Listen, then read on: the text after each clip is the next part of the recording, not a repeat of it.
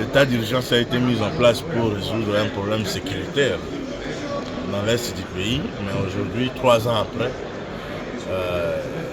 on n'atteint pas les objectifs pour lesquels l'état de siège a été décrété. Donc, soit ce sont les stratégies qui sont mises en place qui ne sont pas adaptées. Donc, dès lors que les stratégies ne sont pas adaptées pour permettre d'évoluer vers les résultats, il faudrait les changer. Donc il est temps qu'on puisse vraiment évaluer pour requalifier cet état d'urgence de siège qui ne nous aide pas à atteindre les résultats pour lesquels il a été. Non, il faut évaluer les contenus, il faut évaluer tout. Non, en huis clos, parce qu'il s'agit de questions sécuritaires.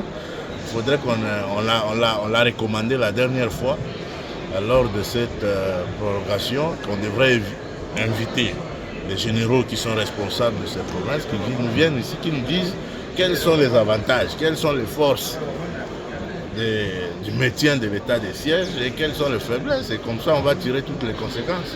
On ne pas sans ignorer l'affaire de 513 députés que le président a déjà expliqué, mais moi j'aimerais plutôt vous parler de ce jeune homme qui a été arrêté comme faux député national. Que pensez-vous? Pensez-vous que ça va entacher l'image de l'Assemblée nationale? Non, d'abord la problématique de 513 députés, le président a expliqué. Donc ça, on ne peut pas en faire un problème. Ce sont les anciens animateurs des institutions qui sont reconnus et que l'État voulait à ce qu'ils puissent maintenir un train de vie par rapport aux fonctions, aux loyaux services qu'ils ont rendus à la nation. Moi, je pense que ça ne sert à rien de spéculer dans les réseaux sociaux.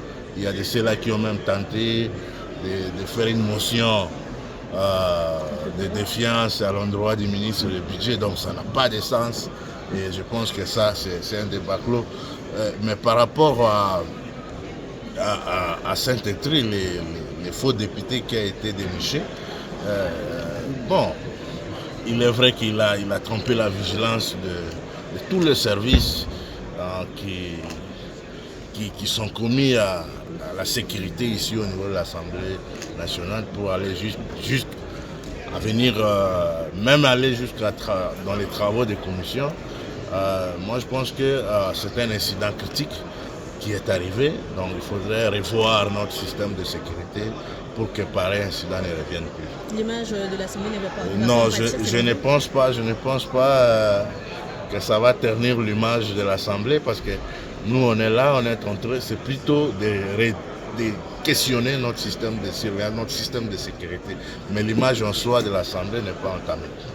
Merci beaucoup, honorable. Présentez-vous. Merci, je suis honorable Bienvenu Mangonza. Je suis élu du territoire de Lissala dans la province de la Mondale. Merci beaucoup. Merci. Merci.